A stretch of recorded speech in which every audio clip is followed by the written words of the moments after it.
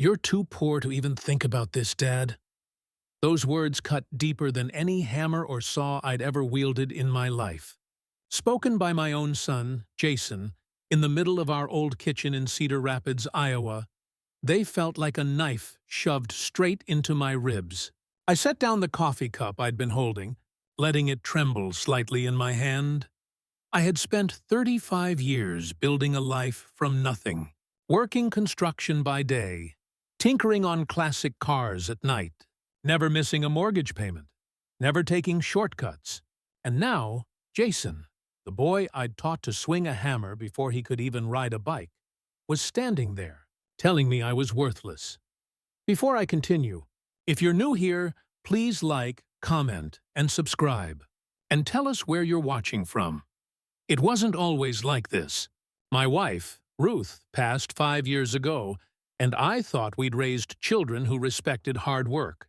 Jason, my oldest, and his sister, Amanda, were my pride and joy, until greed and entitlement crept in like a shadow over their lives. Our home was modest but comfortable, a 2-story brick house with a creaky porch swing and the smell of fresh-baked bread often lingering in the air. I'd saved every extra dollar I could from construction jobs and side gigs, mostly to make sure the kids had college funds and a safe place to come home to. Yet despite all the sacrifices, it seemed none of it mattered. That morning, Jason had stormed into my kitchen, dressed in his tailored suit for a new job interview he'd barely prepared for. Amanda followed behind, arms folded. Wearing her designer coat she insisted on keeping inside, even though it was sunny and 70 degrees. "You're embarrassing," Jason spat, the words thick with contempt. "Everyone in your life sees it. How outdated this house is. How out of touch you are. Mom would have hated this too." The mention of Ruth's name stung. She'd always told me to be patient, to be kind, to show love even when it was difficult.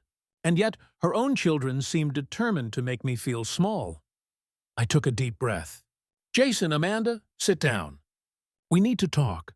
"I don't need to talk," Amanda said sharply. "We already know the truth. You're old. You don't belong in the family business. You don't belong in this house." I felt the blood rush to my face, but I forced calm. Years of handling contractors, clients, and punch lists had trained me to stay composed under pressure. "You think I don't know what you've been planning," I said slowly, letting each word land with weight. "You think I haven't noticed every sneaky remark, every whispered comment to your friends about my poor life choices," Jason scoffed. "Life choices? You mean the life you gave us? Don't act like you've been sacrificing anything. You've barely kept up with the times. This house smells like an old museum." I didn't flinch. "You've always underestimated me. But here's the thing. Sometimes the things you think are weaknesses turn out to be the very tools for justice." Jason raised an eyebrow. "What are you talking about?" I smiled faintly, though my heart pounded with anticipation. "Let's just say this house isn't the only property in my name, and what you think is your inheritance might already belong to me." Amanda's eyes widened, her designer handbag tightening against her chest. "You can't—" I didn't give her the satisfaction of finishing. I turned toward the window, letting the early morning sun warm my face. The neighborhood was quiet, birds chirping, the faint smell of cut grass in the air. To anyone else, it would have seemed like just another day in Cedar Rapids. But for me, it was the first day of something much bigger. For decades, I'd been underestimated, treated like I didn't know what I was doing, called poor, weak, obsolete. But I'd learned one thing in 35 years of honest work. Patience and preparation could turn the tables faster than anyone expected, and I had a plan that would show Jason and Amanda that the man they mocked and dismissed had been holding a secret all along. A secret that would shift the balance completely. They didn't know it yet, but soon everything they thought they owned would be in my control. I poured myself another cup of coffee, letting the warmth settle in. The revenge wasn't about money, it was about respect. It was about reclaiming dignity they'd tried to steal, And it was only just beginning. Jason and Amanda stormed out after that tense morning confrontation, slamming the door so hard the picture frames on the wall rattled. I heard the engine of Jason's black SUV roar down the street before it disappeared around the corner. For a moment, the house was silent, save for the faint ticking of the grandfather clock in the living room, a clock Ruth had loved and polished every Sunday. I sank into my favorite chair, the one with worn leather creases that matched my hands after decades of labor. My mind raced, replaying every insult, every sneer, every condescending laugh they'd directed at me over the past 5 years. "You think I don't remember?" I muttered aloud, though no one was there to hear me. Every comment about my age, every mock at my truck, my tools, my life. You don't know the first thing about respect. The next day, I drove down to the local diner, a small, cozy place called Marcy's on 3rd Street, where the coffee was strong and the waitress, Patty, always remembered your order. I needed perspective, and the kind of people who didn't pretend to care about your bank balance. As I sipped a black coffee, I overheard the neighbors gossiping at a nearby table. "Did you hear? Jason and Amanda are trying to pressure their dad into selling the house," one whispered, glancing around nervously. "Yeah, poor guy. They want the inheritance before he even retires," said another. I put down my cup, letting the words sink. They didn't realize what I had quietly set in motion over the years, how I had prepared, quietly and patiently, to turn the tables if ever the need arose. It was time to escalate, but carefully. This wasn't just about confrontation. It was about leverage. Back at home, I pulled out the files I'd kept hidden in my study. Deeds, property statements, and legal documents. Years of wise investments in Cedar Rapids and nearby towns had given me control over multiple properties, including one that Jason and Amanda assumed was theirs in some distant trust. They had no clue I had quietly taken steps to ensure the deeds were solidly under my name. I ran my fingers over the papers, tracing the outlines of my plans. "Everything you think is yours," I whispered to the empty room, "is actually mine. And very soon, you'll learn just how wrong you were." Later that evening, Amanda called. "Dad," she started, her tone unusually cautious. "Mom would never approve of this. Why are you being so aggressive?" I smiled, though she couldn't see it. "Aggressive?" "I'm being practical, Amanda. You and Jason have underestimated me for too long. Do you remember the construction site stories I used to tell you? How I'd always check twice before assuming things were safe. Life's the same way," she hesitated. "Are you threatening us?" "Not threatening," I said evenly. "Informing. You've been careless, arrogant. I've been quiet, but I've never been powerless. That stops now." Her silence on the other end of the line told me everything. Fear, realization, doubt. Over the next few days, I quietly visited the bank, confirming all my holdings and ensuring the legal paperwork was airtight. I spoke with my attorney, a grizzled but brilliant man named Frank Malone, who had handled estate planning and property law for decades. "You've done your homework," he said, reviewing my documents with a critical eye. "This is solid. Once you decide to move, they won't have a leg to stand on. Everything is structured in your favor." I nodded. The poetic justice I craved wasn't just a fantasy anymore. It was meticulously mapped, real as the morning sun casting shadows across my living room floor. But there was one risk. If Jason and Amanda got wind of my preparations too soon, they'd scramble. Lawsuits, smears, manipulations. Timing would be everything. I needed the perfect moment. A setting where their arrogance would meet its match in public exposure. And I knew just the place. That Saturday, a neighbor dropped by, a retired police officer named Hank, who'd known our family for years. He came in under the guise of checking in, but his eyes quickly picked up the tension lingering in the air. "You planning something, old man?" Hank asked with a half-smile, leaning against the kitchen counter. "I've been underestimated for too long," I replied simply. "And some lessons need to be taught in person," he chuckled.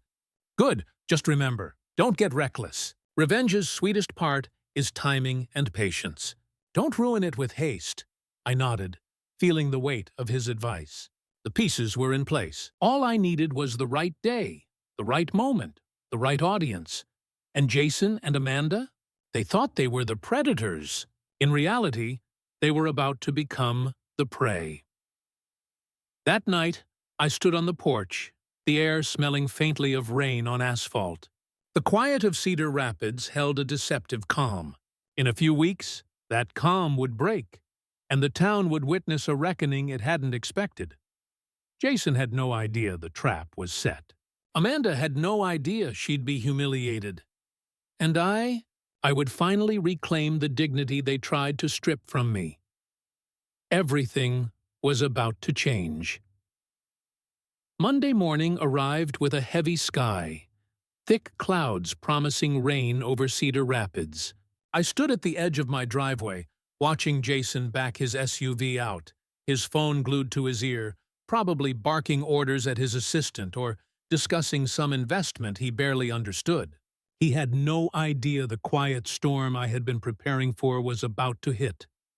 For years, I had stayed silent. I had endured the sneers at the dinner table, the comments about old-fashioned ideas, and the thinly veiled threats about selling my home behind my back. But silence doesn't mean weakness. Silence can mean strategy, patience, and, when the time comes, precision. At the diner that morning, I met with Frank Malone. Over eggs and black coffee, he laid out the final steps. "All the documents are in order," he said, pushing a thick folder across the table. "The transfer of property and the mortgage adjustments are all prepared.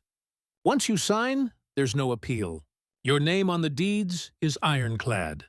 And the banks have already verified the accounts. Any attempt by them to challenge you will fail. Legally, you've got them cornered." I nodded, feeling the calm certainty that comes when preparation meets opportunity. "And the timing?" I asked. "Perfect," Frank replied. "The annual neighborhood meeting is next Thursday. Full attendance. Public, documented.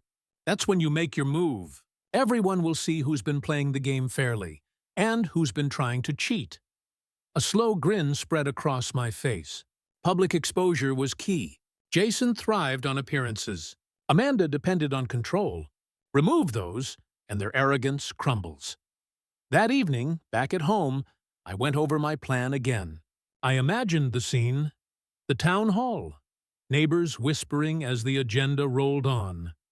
The moment I would announce the change in ownership of the properties they believed were theirs.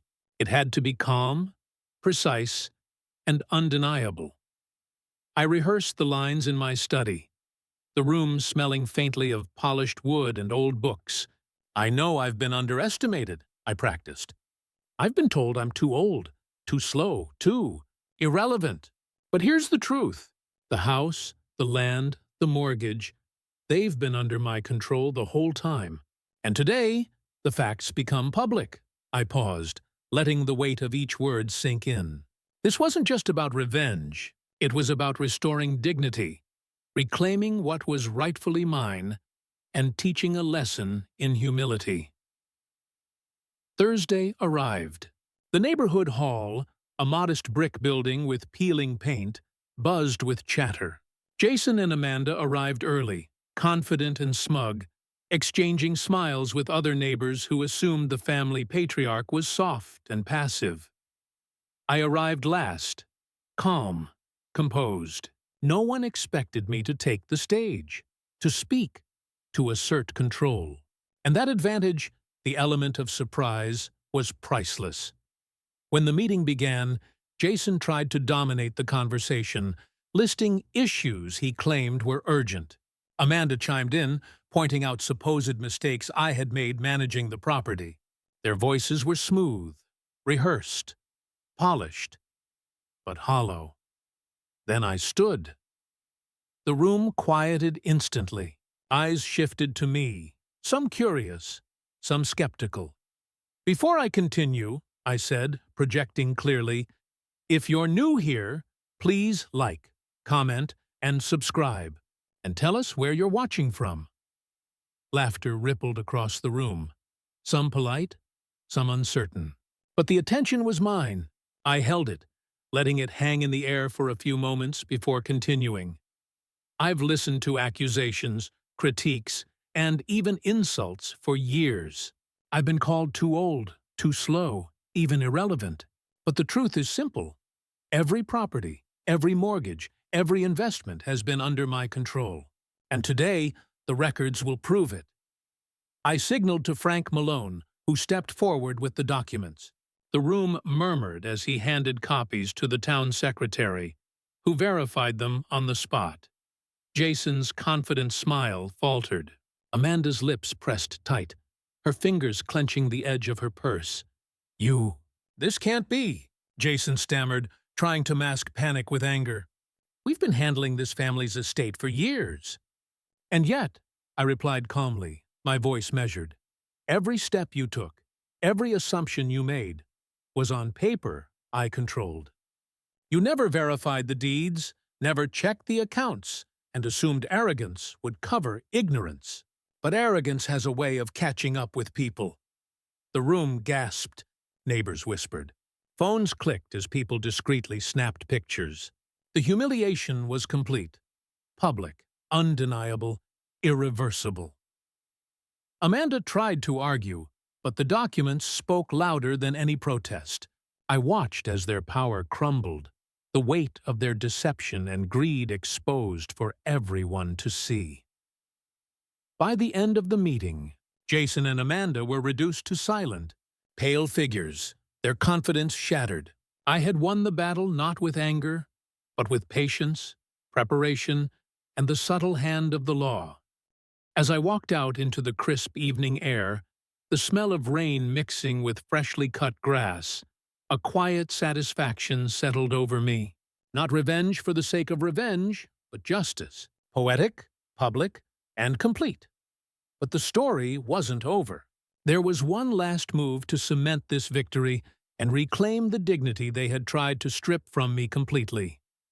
The following morning, I arrived at the Cedar Rapids courthouse early, the air damp with leftover drizzle from the night before. Today wasn't about legal filings or quietly settling scores. It was about finality, the public affirmation that I had regained control and dignity. Jason and Amanda would be forced to confront the consequences of their arrogance. Inside, the hall smelled faintly of varnished wood and cleaning solution. Local reporters had caught wind of the previous night's revelation at the neighborhood meeting. Cameras and microphones waited, like predators sensing weakness. I spotted Jason immediately. He was pacing, phone pressed to his ear, his voice sharp but trembling under the pressure. Amanda sat in the front row, attempting composure, but her knuckles were white around her designer purse. They were out of their element, and I relished the calm clarity that came with being in mine. Frank Malone joined me at the back, handing me a small stack of documents. "Everything's ready," he whispered. "Once the judge signs, it's official. Their mansion, their assets, they're technically yours to reclaim if you choose." I nodded, the weight of patience and careful planning heavy but satisfying. I had spent months quietly maneuvering behind the scenes, quietly coordinating banks, property deeds, and neighborhood gossip until every legal and social lever had been perfectly aligned. The judge entered, and proceedings began. Jason tried to interject immediately, pointing to procedural technicalities and past misunderstandings. But the judge raised a hand. "Mr. Green," he said, his voice firm, "the documents provided are verified and complete. The legal ownership of the properties in question rests as presented. Any objections must be supported by evidence, not assumptions or arrogance," Jason sputtered, words failing him while Amanda's lips trembled. I stood, keeping my posture calm and dignified. "Your Honor," I said, projecting steadily, "the records speak for themselves. All investments, property deeds, and mortgage accounts have been under my control, not my children's. What they assumed was theirs was In fact, my stewardship all along. The judge nodded, reviewing the documents. This court recognizes the documents as valid and binding. The transfer and control are therefore affirmed. A quiet murmur ran through the room. Camera flashes punctuated the tension. Jason sank into his chair, defeated, while Amanda's shoulders slumped. After the official reading, the courtroom opened for statements. I stepped forward, addressing both the room and the media present. For years, I've been told I was irrelevant, outdated, and incapable, I said, my voice steady but resonant. I was laughed at, mocked, and even dismissed by my own children. But relevance and capability are not measured by arrogance or appearances. They are measured by responsibility, by preparation, and by respect for the truth. Jason attempted to interrupt, but I held up a hand. There will be no interruptions. This is not about revenge. It's about justice. And the justice today is clear. Those who try to manipulate, deceive, and mock others without understanding the facts will eventually be exposed. And those who stay patient, diligent, and prepared will reclaim what is rightfully theirs. The reporters scribbled furiously, and neighbors who had come to witness the spectacle whispered in awe. Jason and Amanda could do nothing but listen as their social veneer crumbled completely. As the courtroom emptied, Frank Malone approached, a faint smile on his face. "You've done it. Not only legally, but morally and publicly. They won't recover their reputation anytime soon." I nodded, feeling the weight of both victory and closure. "It wasn't just about the house," I said softly. "It was about respect, about dignity, about making sure arrogance doesn't go unchecked in my family or in my town." That evening, I returned to my home, the rain having cleared, leaving the streets shiny and reflective. I opened the front door and took a deep breath. For the first time in years, I felt an unburdened calm. The battles, the insults, the betrayals, they were behind me, and the lesson had been delivered in a way that couldn't be ignored. Jason and Amanda would have to rebuild from scratch, socially, financially, and emotionally, and I would finally be able to live in the peace and dignity I had earned, not through anger, but through patience, precision, and principle. As I settled into my favorite armchair by the window, looking out at the town that had once doubted me, a soft satisfaction settled in. The storm had passed, justice had been served, and the man they thought weak had quietly, decisively reclaimed everything. But as I poured myself a glass of bourbon, a single thought lingered.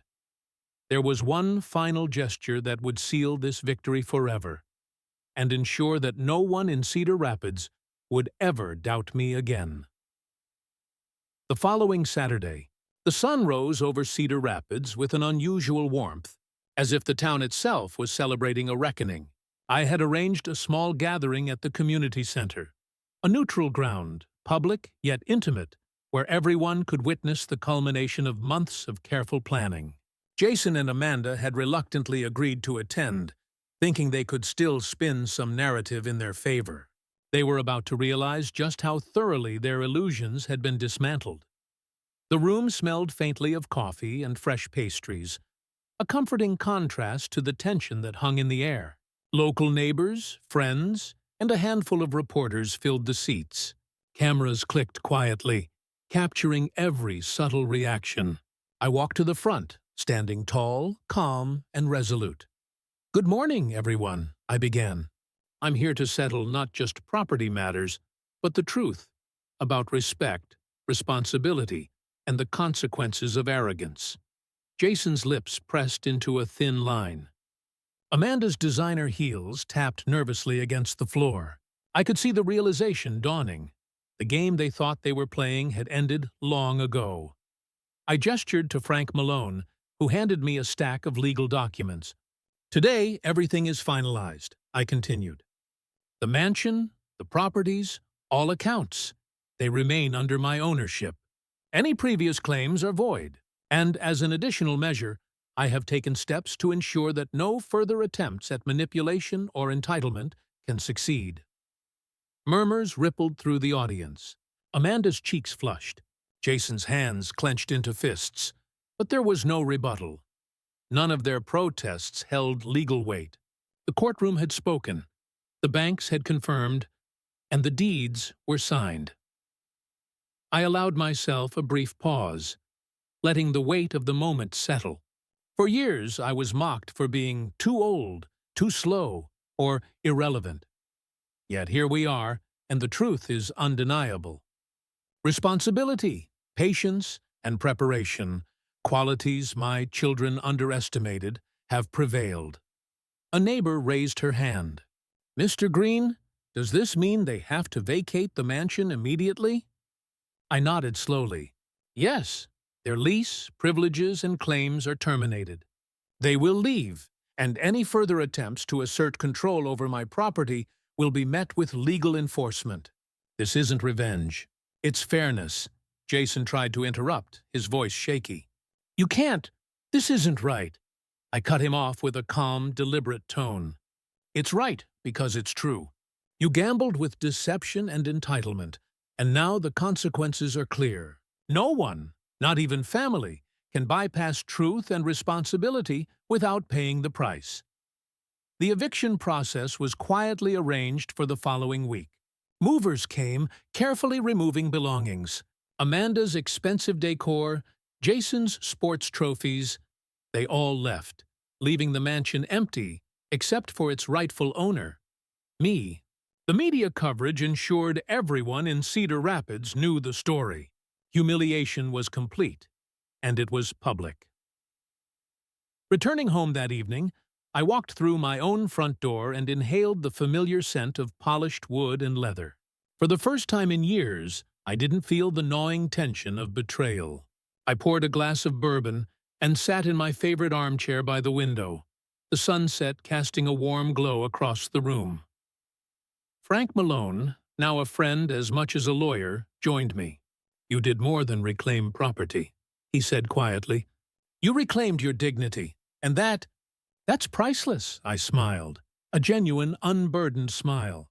"It's more than dignity," I replied. "It's peace. It's the knowledge that patience, preparation, and quiet perseverance can triumph over arrogance and greed." In the following weeks, word spread across town.